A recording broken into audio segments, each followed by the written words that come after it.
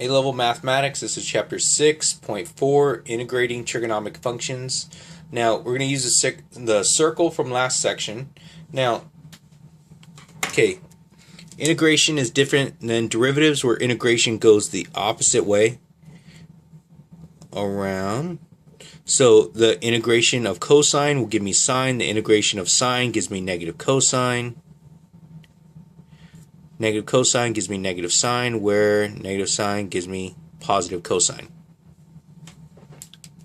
So that's really, really helpful for later on.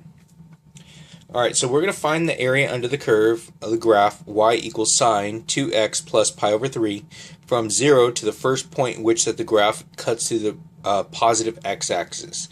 Alright, if you look at this, this is a sine wave right here on the sine wave. So when's this one right here going to be 0?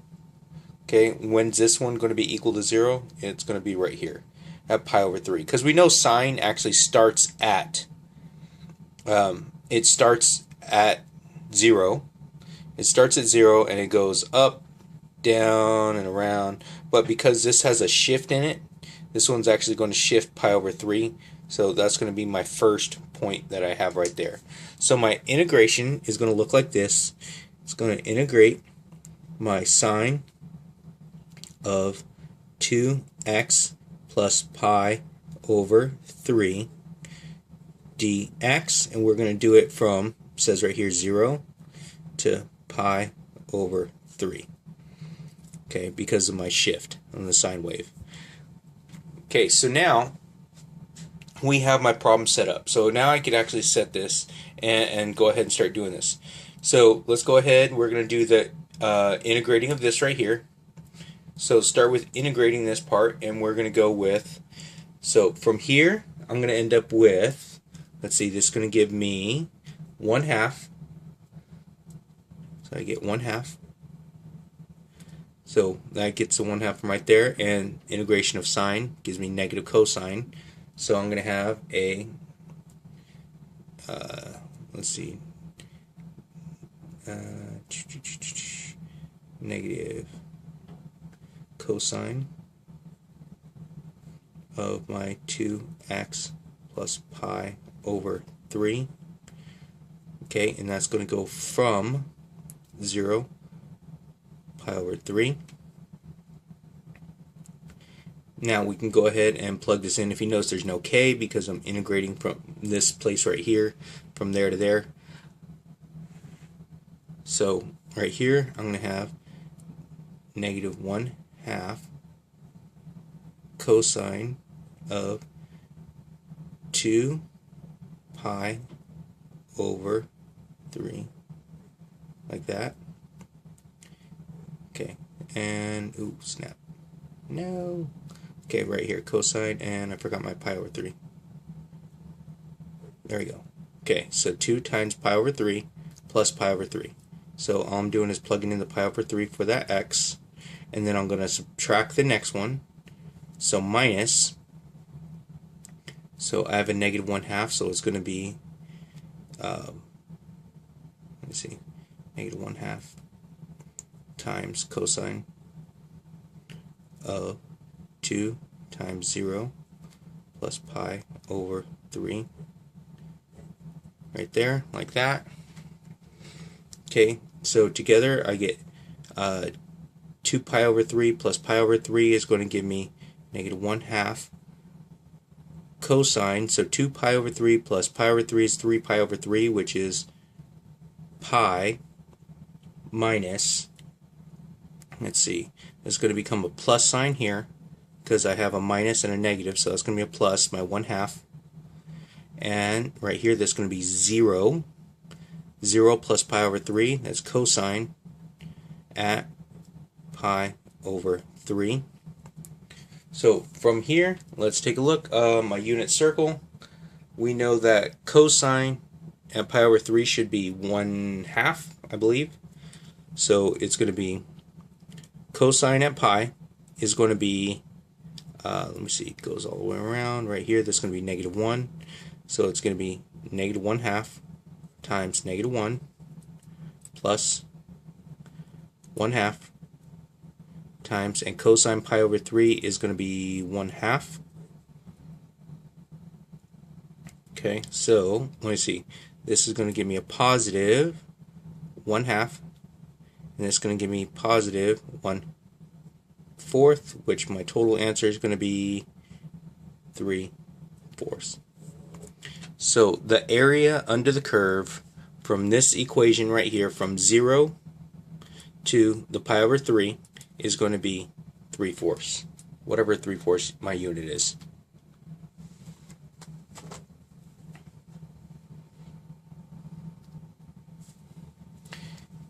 Now, for these problems right here, the next set of problems, I'm going to throw out a bunch of the different identities that we could use, and we can manipulate these identities. So these are actually really, really helpful to have.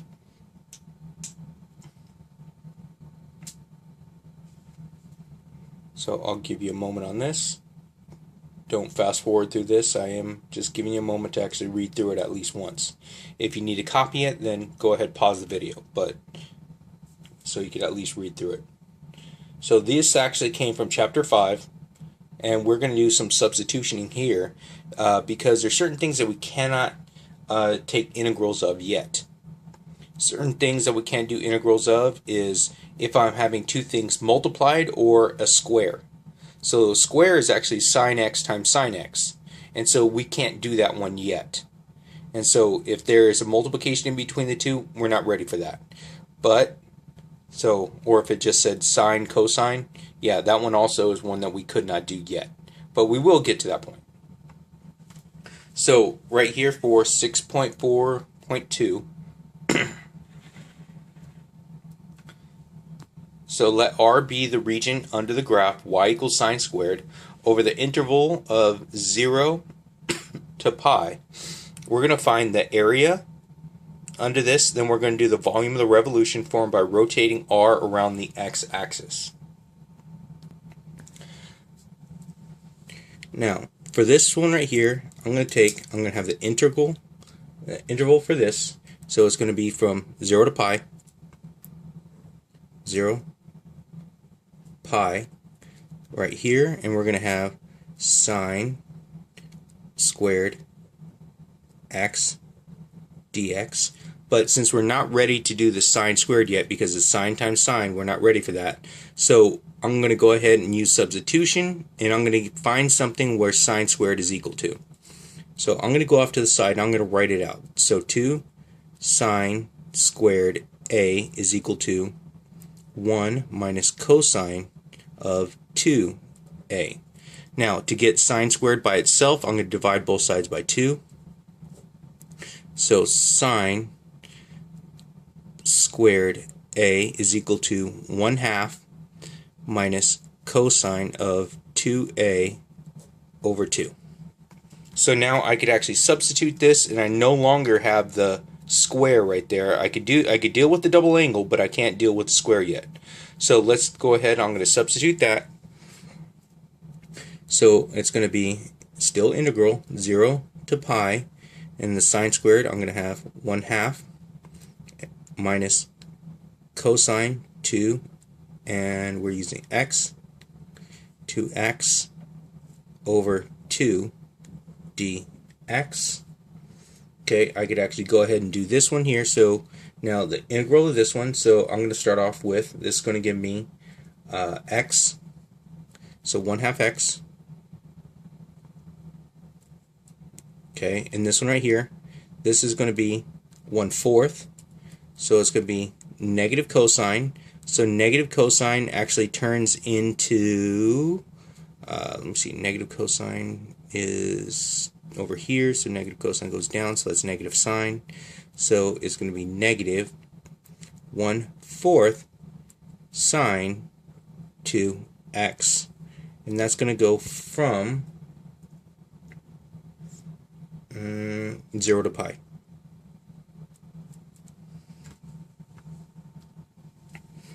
Now plugging it in, plug it in here, and I'm going to come up with, let me see, what do we get here? That should be pi over 2,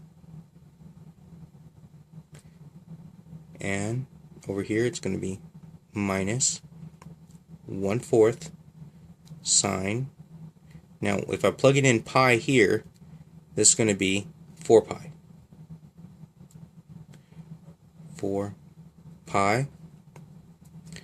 All this right here is going to be minus, it's going to be 0/2 minus 1/4 sine of, now 0 times 2 is going to give me 0. Alright, working this out. So let me see. Pi over 2 minus, now 4 pi, so that's actually 2 revolutions. That's going to be 0. So that's going to be back at 2 pi. So sine at 2 pi is 0. 0 times anything, so that's going to just give me the pi over 2.